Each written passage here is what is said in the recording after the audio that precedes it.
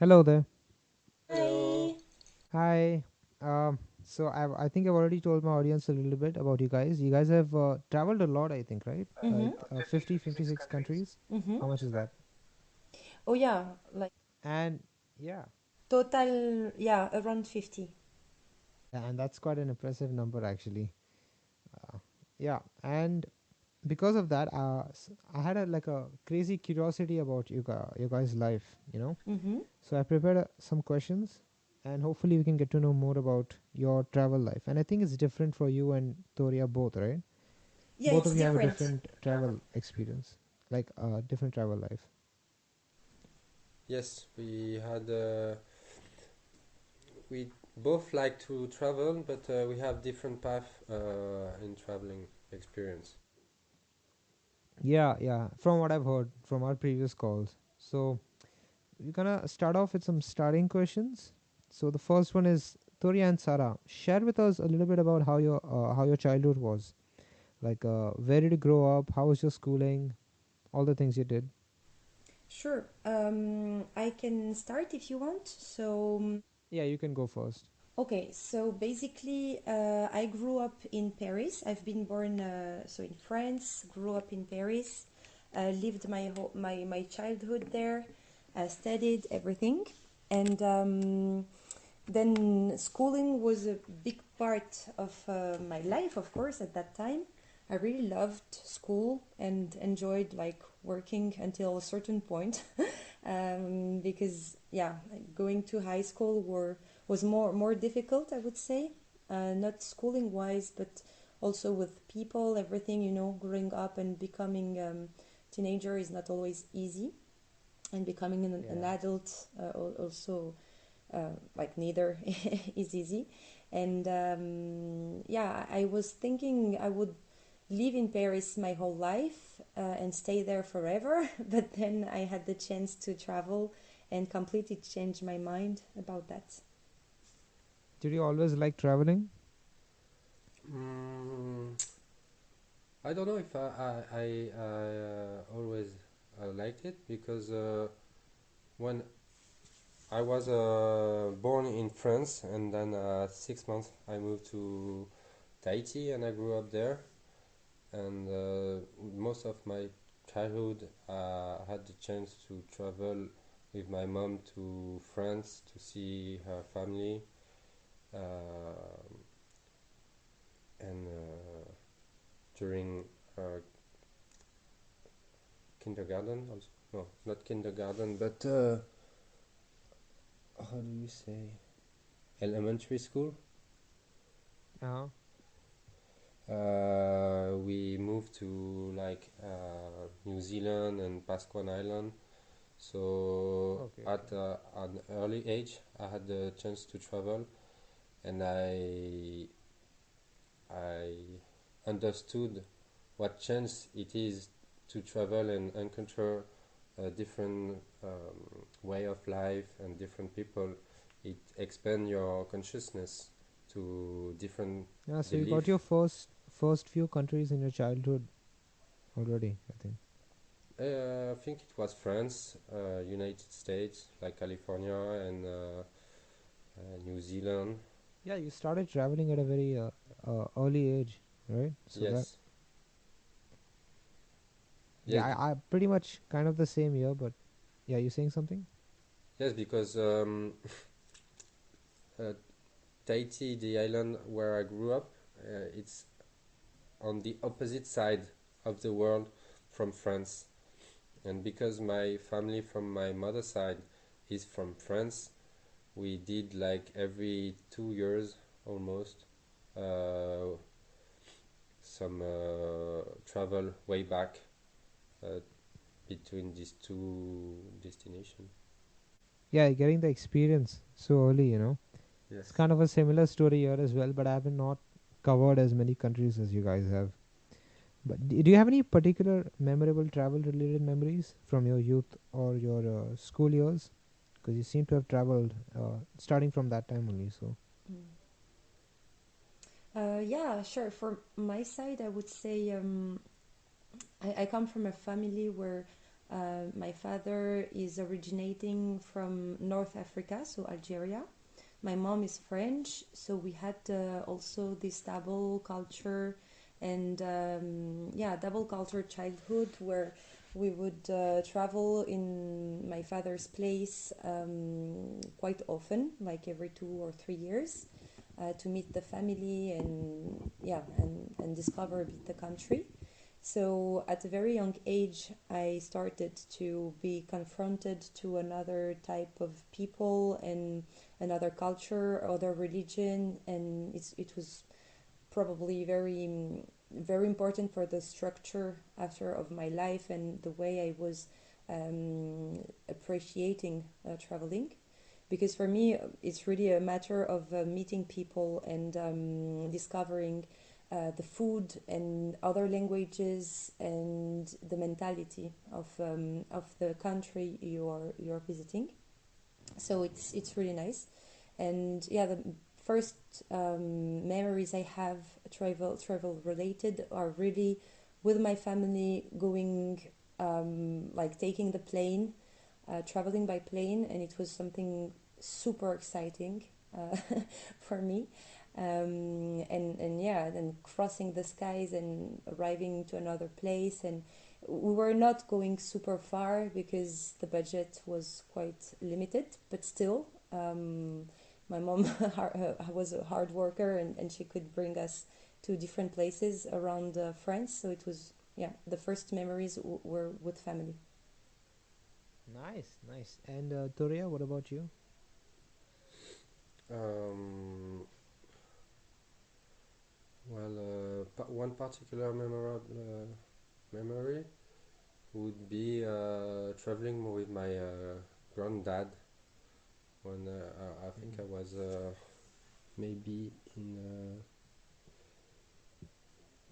sixth grade, seventh grade, and it was funny because he was tricking everybody because he could walk, but as he was an old man, he asked for a wheelchair, and I was like with him during transit uh, in Paris and Los Angeles, and he would make laugh everyone, making jokes and stuff. That's the Nice. first memory you have. Yes, Oh, that's cute. Okay. and the other one is maybe sleeping during the whole flight because it's like a 10-hour flight and then transit in Los Angeles and another maybe 9-hour flight. So you lose a complete 24 hour to move from France to Tahiti every time. Yeah, the sleeping part is the best, isn't it? I like doing that. Yes, it's good when you can sleep, but when you cannot find sleep, the time is so much long. You Well, Yeah. I don't know about you, but I always end up sleeping like 1 2 hours into the trip. There's no way I can stay awake. Just the sound, the constant noise of the plane always makes me sleep really fast. So, here's an intriguing one. How did the two of you meet? In Marseille, actually. This is the place where we live today. We have Uh met huh. almost 3 years ago, and we have friends in common. I just arrived at the beginning of the summer in Marseille just to discover the city, and I was making a plan to stay to live here. And at the same time, Torea came to visit his friends, and we've met, and it was really nice because we had the same plan actually to maybe move in Marseille. So yeah, it started like that. We just met during a party, a Saturday night, something like this, and yeah, had a lot in common. So yeah, it was cool. Nice. Typical holiday love, isn't that? And if I'm not wrong, you guys have recently moved to Marseille. But Yes, it has been Recently. 3 years or almost. 3 years. Okay. Well, I mean, not so recent. Mm. How's the stay been over there? Have you guys noticed any parallels or contrast between this city and your hometowns, which I think are different? Sure. But Sure, actually, there are many differences. For instance, for me, growing up in France, Paris, was very. I would say, when you live in Paris, you're a bit a part of the rest of France because Paris is the capital, and there is something very. I don't know how to say that, but it's the capital also for the culture, for the political, and the power and government, and it's very well regulated. It's very serious, very stressful, and when you live in Paris you consider more or less, even if you were not you know willing to mm, think like that, but at the end one's consider being a bit on the top of the world, because it's the capital, and one's yeah, consider others like peasant and just people who don't understand culture and all. But I've never been growing in such a family where we were judgmental and everything about other cities in France. But still there is a lot of prejudices about Marseille and the violence related to this city historically, because it's a very rebel city, and the first in France and even in Europe, the first city built in Europe, because it's a port. And since the beginning, it's a port and a hub for many, many people for all around Mediterranean Sea and all around Europe and Africa and Asia to cross Marseille to go to Western Europe. So a lot of people meet here, and it's very dynamic and very living. And what is beautiful here is really the nature, which is everywhere. You just walk in the city and raise your eyes and you see like mountains and the sea, and it's really nice. So it's very different from what I lived in Paris. The atmosphere is less stressful, obviously. The air is better.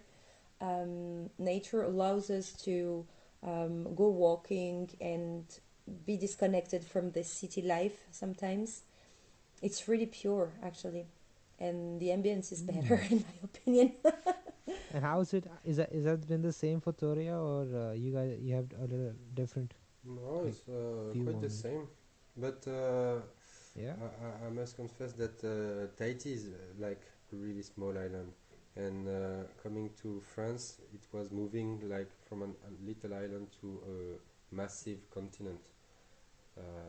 So it's a different way of thinking, maybe. Yeah. Uh, Definitely. I think you came from so far away, so I think definitely. But I think you guys are all used to it, and I think both of you really like the life you're leading over there. yes, Both of you we, find it pretty we love peaceful. it in Marseille. Mm. Yeah. I want to go to Marseille Yeah, once you have to also. come for sure. Yes. Yeah. You already are And invited. we already, yeah, like we're trying to see if when we can come over there. Mhm. So, Sarah, you're a chef by Mhm. profession, and Toria, you're a production designer. What encouraged, like you can answer separately, but what encouraged both of you to pursue your current professions? You want to start? Yes, but production designer, I don't know if it's the quite a good term because I would mostly say I work on set design, and it you can do pretty much anything from designing, conceiving, drawing to building stuff like with Yeah, it's a creative field. So, yeah. So um, what I wanted to say is that as it started a bit like a big chance because as I was growing up in on an island, the cinema industry was through television, and I never expected to work in this field. But when I moved to France, I had an opportunity to go to a film school, and then I saw an opportunity, like a door that was opening to me. So I did my best to keep opening this door, and now I can say that I have a little bit of my foot blocking the door, so I can maybe stay a little while. It's a fun profession. Yeah, it's very creative and it has more of a relaxed atmosphere compared to the other ones. But what about chef? Um, Mm-hmm. what intrigued Sarah to be a chef? Actually, it was not my first profession. It's a Oh. reconversion because I was studying in a business school first, and then I started to work in different, like, big companies from diverse industries like chemicals lately, or dental, or automotive. So really, really different from what I'm doing now. I started to work in this because I was supposed to. It was the way to earn money. You know, I was naively thinking that during a business school would lead me to jobs where I could earn money and be independent financially and be like happy. But the fact is that I have a very strong sensitivity to ethics, and in these companies I was working, ethics was really not the subject, and at the end I kind of burnt out because it was too much, and the pressure and the stress and people I was working with, unethical ways of working. It really led me to change totally what I was doing and to rethink my career. So I thought that I could probably do something in link with my beliefs of a healthier way of eating and a healthier way of living, and more ethical, obviously, because I'm vegetarian vegan for 9 years now, 8 to 9 years, and I wanted to do something relating to that, something which would be creative, where I could use my hand, where I could use also my knowledge from my studies and work, and mixing everything together led me to start a business of catering. Yeah, catering business for different type of events, and my specialty obviously is vegan food, vegetarian vegan. So it started like that. I just rejected the company way of working and That decided is, to launch my yeah, own. there's an entire story that you explained over there. Well, yeah, I mean, a lot of people, big people want to get bigger and they're willing to do anything to get there, even if that means going against their ethics. Hmm. So, you made the right decision, obviously, and I think your life is much more peaceful now. It's And I'm more happy to see that peaceful, it's yeah. turned out like that. It's stressful but peaceful. Yes, well, a job is a job, Exactly. pressure comes from all sides. And Mm. speaking of pressure, can you explain a difficult, like, moment in your professional life, both Sarah and Toria, like, that you have Mm. overcome? Can you start, Tori? Yes, it was more like another view, like the first year of like the beginning of a career, uh, if I can say, uh, the stress and the responsibilities I was not prepared for. Like I was doing it, but it was a lot to handle. And I remember like the first week of each shooting during my first year, like the first week, I was vomiting every morning when I Throwing up. throwing up every morning of the first week of each shooting during my first year Ooh, because of the pressure I was nice. putting on myself. So I Yeah, would say I it would was the find difficult myself one. kind of in, yeah, Yeah, it's stressful at the beginning, of course. yeah, like everything's so new, you know. Yeah. Damn, I had no idea a production designer's job could be that difficult. But I guess every job is hard, just like I said. I'm kind of surprised though, but damn, Yes. I'm But it's glad that more you're finding like it a fun now, you personal know. way of behaving. I think Torea was quite stressed because it's his Yeah, nature probably the also. all yeah, I get it. All the cast crew members start telling you to do this, to do that, and you don't know if you can do it. Yes. I get it. Exactly. The, It's a similar scenario in my school sometimes, so Mm. I can understand. But what about as a chef, Sarah? As a chef, Mm-hmm. what obstacles are there to face? Actually, the next weddings upon me for this summer will be like big projects. I hope not difficult ones, but big projects for sure. But my main difficulty, I would say, was really at the beginning of this career. Like 2 years ago, I started with the wedding. It was my like second one. The first one was quite safe. It was for friends, and they were so nice. And I worked quite hard, but I was helped a lot, so it was nice. The second one, I was really alone, and I just prepared everything for the wedding and a lot of food and according to their needs. But I've made like really a lot of food because I didn't really know about the quantities and what is acceptable, what is not. So I really just prepared, for 100 people, but they were 30. So I had a lot of work, and I cooked in a kitchen I rented for the occasion because in my place it was too small to cook there, and I didn't Mm, have the storage anyways. So I cooked mm. there, and the oven stopped working just the day before the wedding. So I couldn't cook like what I had to cook in my oven, and it's just stopped. So I was so stressed, and I had to cook in the neighbor's oven that who I fortunately knew, but it was so You made it stressful. work, yeah. Yeah, I finally made it work, but during the wedding, it was pretty annoying for me because really people were not eating, so it was really too much, and I had worked too much, and I was so exhausted.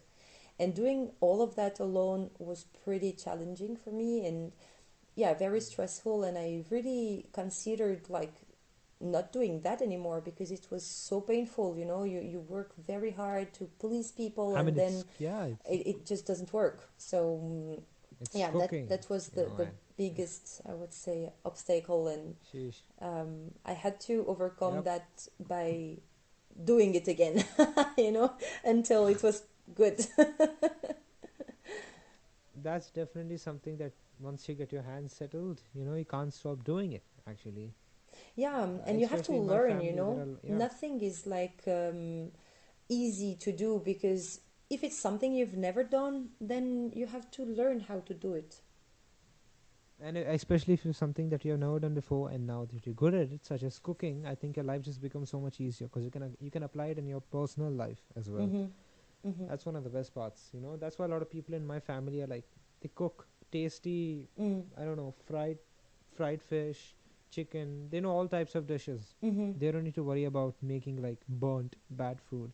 Mhm. But yeah, I hope to No, yeah, but it's get not my cooking game just up soon. about bad food, because food was good. It's just a matter of organization and everything which comes around. So the stressful part is not really about how will people like my food, because this is okay. The most important is like, will I remember to take everything I have to? Will I be on time? Will I finish to prepare before it starts?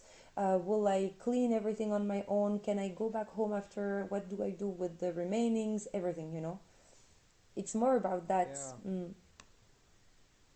Yeah, it's not just cooking. I think as a chef, it's like accounting, talking to Yes, people, exactly. calculating how much each per. Yeah, yeah. Exactly. It's That everything that actually. that's Yeah. like double the load. Yeah, Mm-hmm. definitely. Yeah.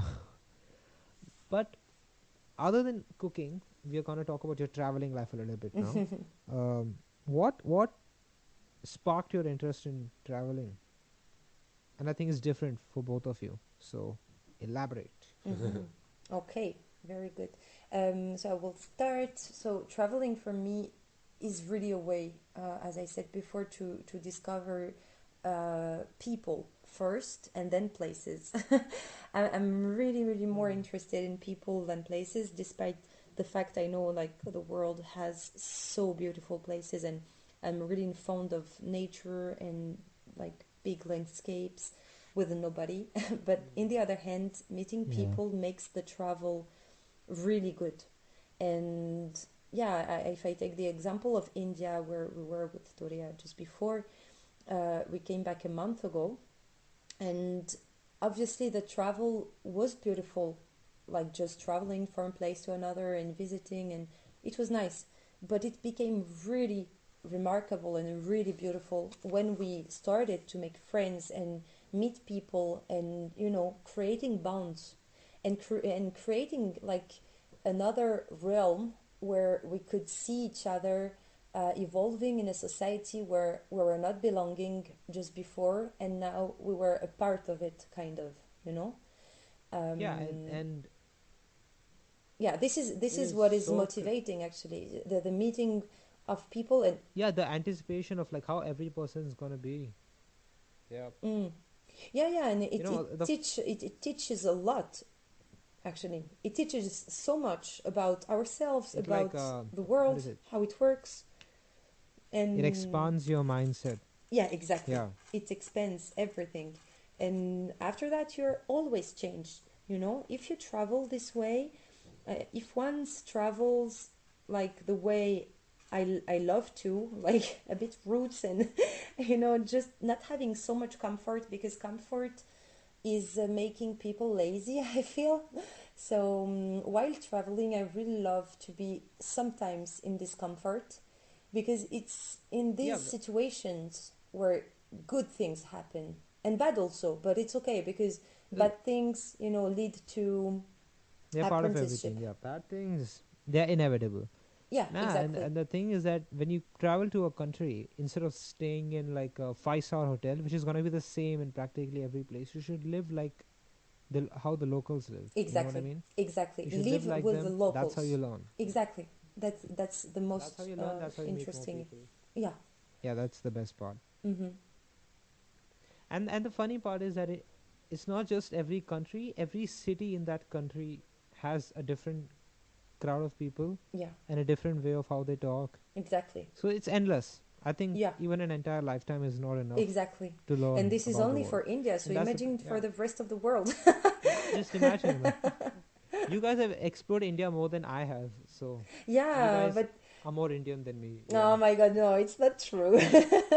But yeah, I Uh, really think it's important also to travel in one's place, in our places, because yeah. you get to know more your people also. Yeah. And what about Torea? I think he's been sitting very quietly over there. He is unsure when to talk. Well, I think it was uh, since the beginning more like searching yourself, like finding your purpose in this world, knowing yourself, and you get to know yourself when you're facing difficulties and you have to adapt and Mm. you're struggling obviously because you are in another country, maybe it's another language, and you have to do things you never done, like administrative things, banks and stuff, creating, opening a bank account when you're almost 20 or 18, it depends, and doing all these adult things, kind of, it opens you up to new perspective because you tend to see the world differently the more you advance in life, and the more you encounter challenges, the more you get to know yourself, Mm. and in the end, it's more like this. You want to travel and know others, and you end up knowing yourself better. Mm. Easily. How do you guys plan your trips and select your destinations? You have any strategies or resources to help you plan your travels better? Hmm. Yeah, for sure. Because actually, I have had the chance to do a 2 years world tour. So during this travel, it was like 18 months or 20 months. I had to plan stuff because for that uh, for that trip, Torea was not there, and I had to organize myself like the best, to have the visa get done at least, to select the few nights in the countries, at least to take some flight tickets when it was necessary, despite the fact I wanted to travel as much as possible without taking the plane. But for some trips, it's mandatory, like going to Japan. You can barely go differently than in a plane. And for that kind of, main structure, it's important to plan ahead. But for this trip to India, we've met during that time, Adi.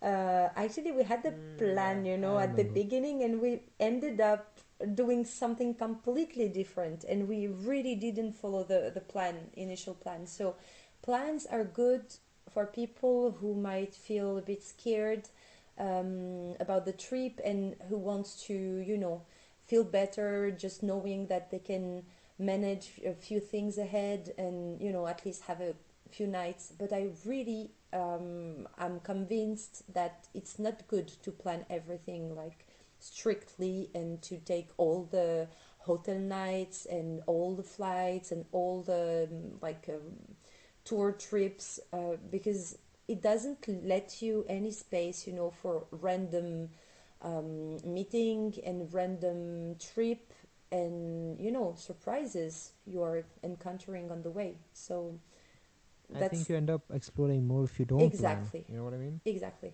Yeah, Hmm. exactly. I used to be like this, so planning all the trips and all the places to visit and stuff.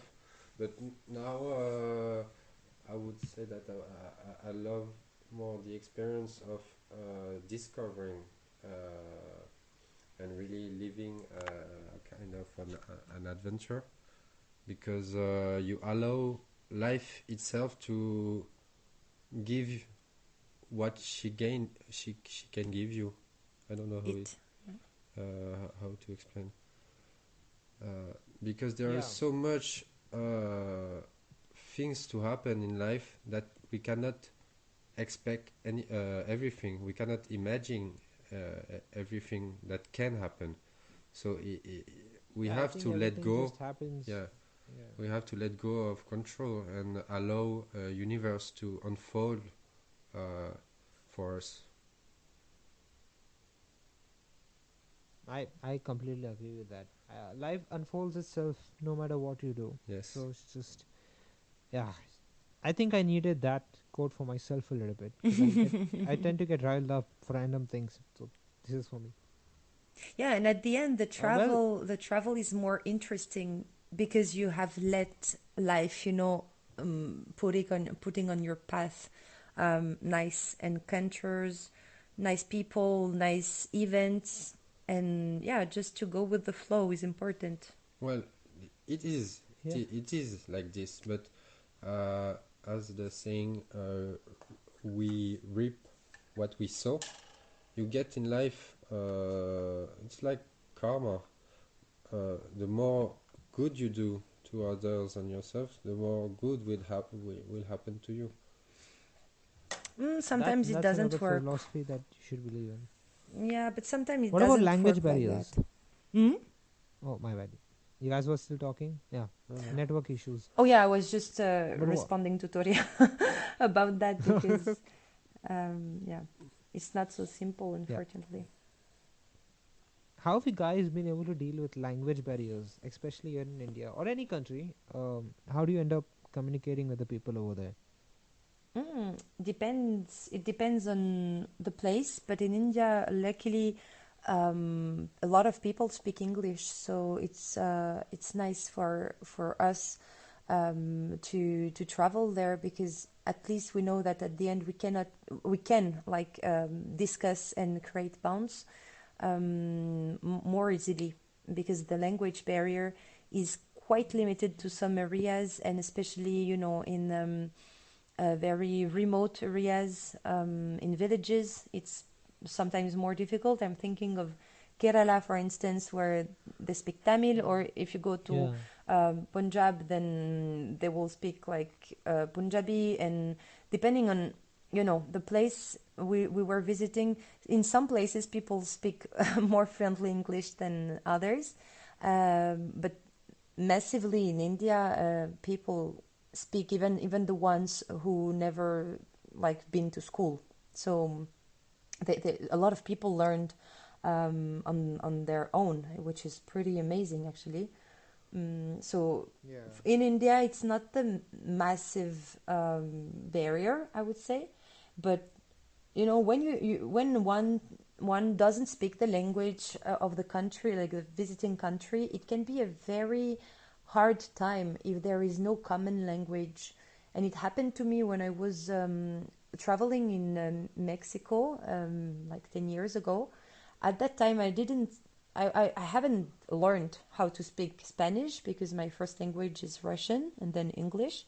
So at that time I oh, didn't understand anything about what people were saying to me. And even if Spanish and French are Latin languages with the common roots and common words and grammar, it was Chinese for me. So it was really yeah, complicated, and I couldn't, really be at ease. I would say it's important, in my opinion, to be able to communicate in any way possible with people.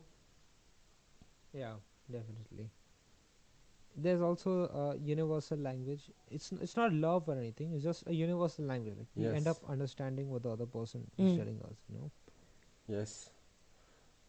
The Overall, though, how has travel affected your personal development? uh, Like sorry, I didn't understand. both of you can keep Can you mixing up. repeat? Answer. How has traveling affected your personal development? Um, well, it's a great help traveling. It's always, I think, it's one of the most valuable uh, thing you can do is to travel because you get to learn a lot of about others and yourself. You to see many different things and Yeah, like personally for me, it's been my communication skills have become better. Mm-hmm. You know, Mm. and I think it's the same for a lot of people. The more you travel, the better you're able to Yeah, but communicate with again, people. Even without understanding. huh? But it depends on the way of traveling, because a lot of Yeah. people spend their life traveling, but they don't learn anything about the others, and they don't learn how to behave. Because I So, think it's mostly like for business trips and all that, where they don't really care about interacting with the yes, locals because as much. they focus most on more on the destination rather than the journey itself. Yeah, yeah, it's something like that. hmm. Yeah, definitely. I mean, yeah. And what advice would you give to someone who's looking to embark their own first solo travel adventure? Like, what are some things to keep in mind? To be prepared, because yeah, for a solo trip, you cannot just yeah. Of course, if you're used to travel, you can just take your tickets at the last minute and just go. But while not being used to that, I really would suggest to be prepared because it's important, to feel safe when we're alone. Because we're more vulnerable, especially for women. I had the chance to meet a couple of Indian girls traveling on their own. They are pretty amazing because they are so conscious of the dangerosity of it and the reality of their country and the differences between traveling in India alone and traveling in, I don't know, um, England alone France. or Yeah. France, yeah. But actually, more or less, it's the same because even in France, in UK, anywhere, you can have a, a bad encounter. You can something bad can happen at any time. Yeah, So suspicious people are everywhere. yeah, yeah, bad people are everywhere. So the behavior shouldn't Hmm. change in India or anywhere else. Like traveling alone implies security and preparation, and just to be ready, ready to feel more vulnerable sometimes, to feel alone sometimes, but to be also the center of a new dynamic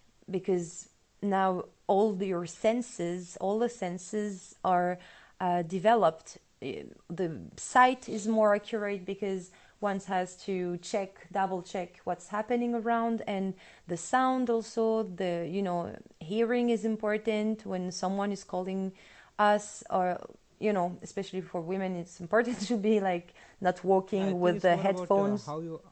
how you're like prepared as a person for yourself. More than the travel trip, you should be prepared. You should prepare yourself Yeah, for just the to travel. This is to what you're to trying to say. go with the good amount of money, just to be prepared with all the possibilities, to have an insurance, to just feel safe also with the outfit you took.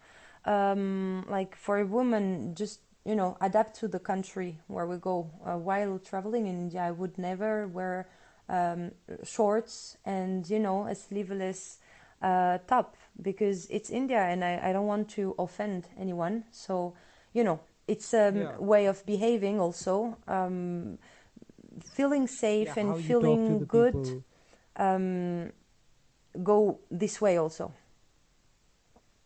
Yeah, every country has their own way. Some things in one country might be offensive in Exactly. another. And Exactly. I've also realized that, like, gone to USA and everything. Yes. There are a lot of words that we can't use, Yeah. that it's completely fine to use in India. Yeah. You know what I mean? A Uh-huh. lot of cultural differences, and you have to be really careful. Do your research, I would say, Exactly. Do before your traveling. research. Exactly. Because Do your if research. Yeah. don't, then you can end in a bad situation you wouldn't have Yeah. imagined. And, so it's important, Yeah, I would say. definitely. Mm. Like a quick way to synthesize all of this is to be prepared for the worst, but expect the best. Yeah. And yeah, I mean, I think we have gotten quite a lot of information loaded up, ready to be edited. And thank you so much for coming on to our show. Thank you so Merci so much. much.